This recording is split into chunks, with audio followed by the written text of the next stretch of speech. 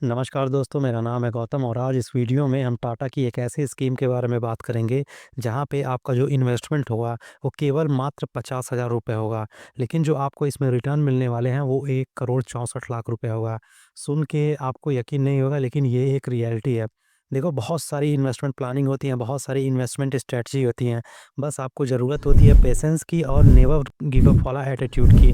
अगर आपके अंदर ये 2 चीज़ें हैं, तो आप easily share market, stock market से, म्यूचुअल फंड से पैसा बना सकते हो। तो जैसा कि अभी आपको स्क्रीन पे दिख रहा होगा मेरे पीछे, टाटा की ये स्कीम है जहाँ पे मैंने ऑलरेडी बता रखा है कि एक बार 50,000 रुपए लगाना है और लगा के बिल्कुल भूल जाना है, छोड़ देना है। समझ लीजिए कि आपके जेब से 50,000 रुपए चले गए। लेकिन कुछ साल बाद ये आपको 1 करोड़ 64 लाख रुपए का ईज़िली रिटर्न बना के देंगे। सिर्फ़ और सिर्फ़ आपको वेट करना है और पेशेंस अपने अंदर रखना है। तो कैसे ये 1 करोड़ 64 लाख रुपए बनेगा मात्र 50,000 रुपए के इन्वेस्टमेंट से? इस वीडियो में इसका हम पूरा कैलकुलेशन देखने वाले हैं। क्योंकि कैलकुलेशन या फिर मैथमेटिक्स कभी झूठ नहीं बोलता। ये सारी चीज़ें इस वीडियो में मैं बताऊँगा और कौन-सा फंड है टाटा का, जिसमें इतना ज़्यादा रिटर्न मिलेगा कि 50,000 रुपए का अमाउंट लगभग डेढ़ करोड़ रुपए से भी ज़्यादा हो जाएगा। तो इन सारी चीज़ों को चलो देखते हैं। तो इस फंड का नाम है टाटा स्मॉल कैप फंड और ग्रोथ कैटेगरी का ये प्लान है। देखो, ये स्टार्ट हुआ था 2018 में, यानी कि 6 साल पुराना ये फंड है। इसके असेट अंडर मैनेजमेंट की बात करें तो लगभग 9,699 करोड़, यानी मोटा-मोटा कह सकते हैं कि 9,700 करोड़ रुपए का ये फंड मैनेज करता है। एक्सपेंस रेशियो काफ़ी शानदार है, 0.34% का है। नॉर्मली ये माना जाता है कि अगर एक्सपेंस रेशियो 0.75% के अंदर है, तो बहुत ही अच्छा एक्सपेंस रेशियो होता है। ठीक है? और जितना भी इसका अमाउंट है, यानी 9,699 करोड़, उसमें से लगभग ये 7.87 करोड़ लिक्विड फॉर्म में रखता है, कैश फॉर्म में रखता है। ओपन एंडेड स्कीम है और इसका जो बेंचमार्क है वो small cap 250 total return index है। इससे भी इम्पोर्टेंट ये है इसका रिटर्न, जैसा कि अभी स्क्रीन पे यहाँ पे आप लोग देख पा रहे होंगे। अगर 1 ईयर की बात करें, यानी पिछले साल इसने लगभग 19% का रिटर्न बना के दिया है।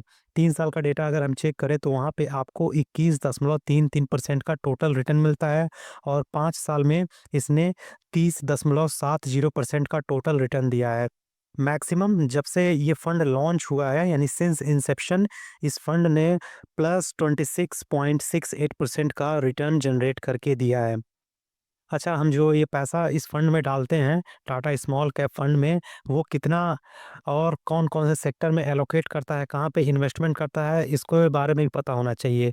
तो जैसा कि यहाँ पे आप लोग देख पा रहे होंगे, सेक्टर एलोकेशन की बात करें तो ये फंड फाइनेंशियल सेक्टर में 13.42% का इन्वेस्टमेंट करता है। 1 मिनट। ठीक है, तो जैसा कि मैंने बताया, फाइनेंशियल सेक्टर में ये 13.42% का इन्वेस्टमेंट करता है। इसके अलावा सर्विस सेक्टर की बात करें तो वहाँ पे भी लगभग 13% के आसपास इन्वेस्टमेंट है इसका। केमिकल में देखिए तो यहाँ पे लगभग 10% के आसपास इन्वेस्टमेंट है। हेल्थ केयर सेक्टर में भी 10% के आसपास। इसके अलावा कैपिटल गुड हो गया, अदर जो सेक्टर है वहाँ पे लगभग 45% का इसका इन्वेस्टमेंट है।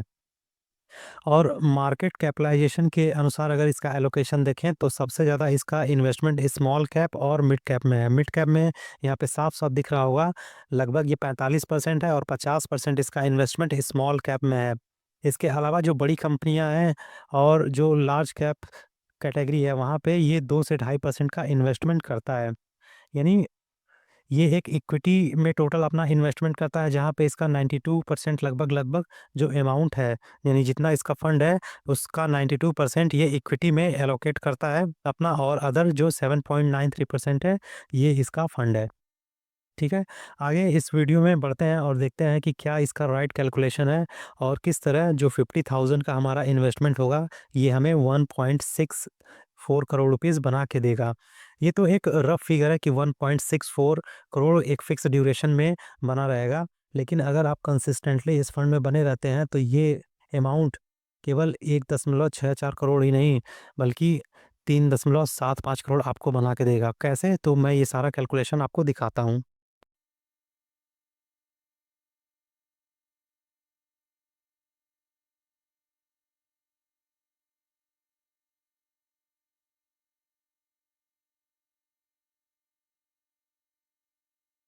तो जैसा कि यहाँ पे देख पा रहे होंगे, मैंने आप लोगों को बताया कि आपका जो टोटल इन्वेस्टमेंट होगा वो केवल 50,000 रुपीज़ का होगा, यानी केवल वन टाइम आपका इन्वेस्टमेंट है। 50,000 रुपये केवल आपको इसमें इन्वेस्ट करना है और एनुअल रिटर्न मैं यहाँ पे 18% का मान के चल रहा हूँ। देखो, इन्वेस्टमेंट जैसा कि मैंने बताया, अभी तक इसने 25-30% का ईज़िली रिटर्न दिया है। लेकिन जो म्यूचुअल फंड है उसमें लॉन्ग टर्म में अगर आप बने रहते हो तो 15 से 18%, 20% स्मॉल एंड मिड कैटेगरी में ईज़िली मिल जाता है। तो यहाँ पे मैं लोवेस्ट पॉइंट भी लेके चल रहा हूँ कि 18% पर एनम के हिसाब से अगर आपको रिटर्न मिलता है, तो यहाँ पे 10 साल में आपका जो रिटर्न होगा वो लगभग 2,60,000 के आसपास होगा। 15 साल का ज अगर डेटा देखते हैं तो ये 5,98,000 के आसपास होता है। 25 साल में अगर आप देखेंगे तो ये 31 लाख के आसपास आपका रिटर्न देगा। लेकिन इसमें अगर आप ऐसे ही बने रहते हैं और वेट करते हैं 35 साल तक, तो 35 साल के अंदर ये 1,64,00,000 रुपए आपको ईज़िली बना देगा। तो 50,000 रुपए के इन्वेस्टमेंट से अगर आपको 1,64,00,000 रुपए मिल जाते हैं, केवल वेट करना है आपको, तो ये बहुत बुरा इन्वेस्टमेंट नहीं है, बहुत ही अच्छा इन्वेस्टमेंट है। और केवल 5 साल और आप रुक जाते हैं, यानी 40 साल की उम्र में ये अमाउंट आपका 3,75,00,000 होगा। 50,000 रुपए के इन्वेस्टमेंट से अगर आपको 3,75,00,000 रुपए हो जा रहा है 40 साल के अंदर, तो ये बहुत ही अच्छा इन्वेस्टमेंट स्ट्रैटेजी है। अच्छा, बहुत सारे लोगों के मन में ये भी सवाल आता होगा कि भाई ठीक है, 50,000 रुपए हम लगा रहे हैं, लेकिन टाइम बहुत ज़्यादा है। 30 साल, 35 साल, 40 साल के बाद हमें ये अमाउंट, इतना अमाउंट मिलने वाला है। तो फिर ऐसे इन्वेस्टमेंट का क्या फ़ायदा? हम तो मतलब बूढ़े हो चुके होंगे, या फिर हो सकता है 30 साल, 40 साल बाद हमारी मतलब लाइफ़ ही ना रहे, ख़त्म हो जाए। तो देखो, ये चीज़ें आपको ध्यान में रखनी होगी। अगर आप बड़ा इन्वेस्टमेंट नहीं कर सकते हो, तो टाइम आपको ज़्यादा देना होगा। अगर आपके मल्टीपल अर्निंग सोर्स हैं, ठीक है?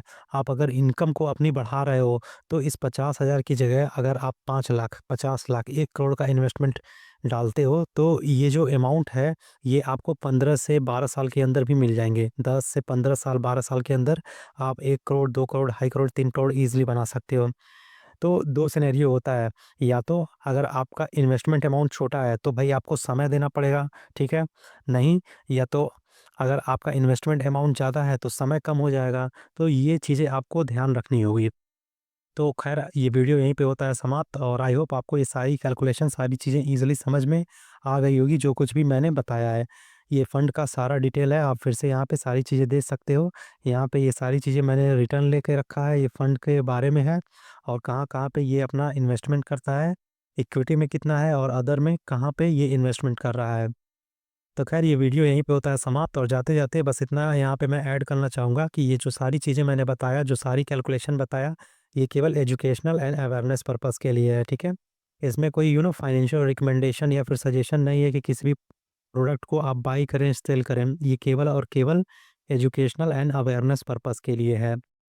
स्टॉक मार्केट, म्यूचुअल फंड या फिर किसी भी तरह का जो इन्वेस्टमेंट प्लानिंग होता है, उसमें रिस्क एसोसिएटेड होता है। तो जब भी आप इन्वेस्टमेंट कर रहे हो, तो आपका जो भी फाइनेंशियल एडवाइज़र हो या फिर जिसकी भी देख-रेख में आप इन्वेस्टमेंट कर रहे हो, चाहे वो अपनी सूझबूझ से ही करें। तो मिलते हैं नेक्स्ट वीडियो में इसी तरह के और भी बेहतरीन फंड को लेकर। तब तक के लिए जय हिंद, जय भारत। Thank you.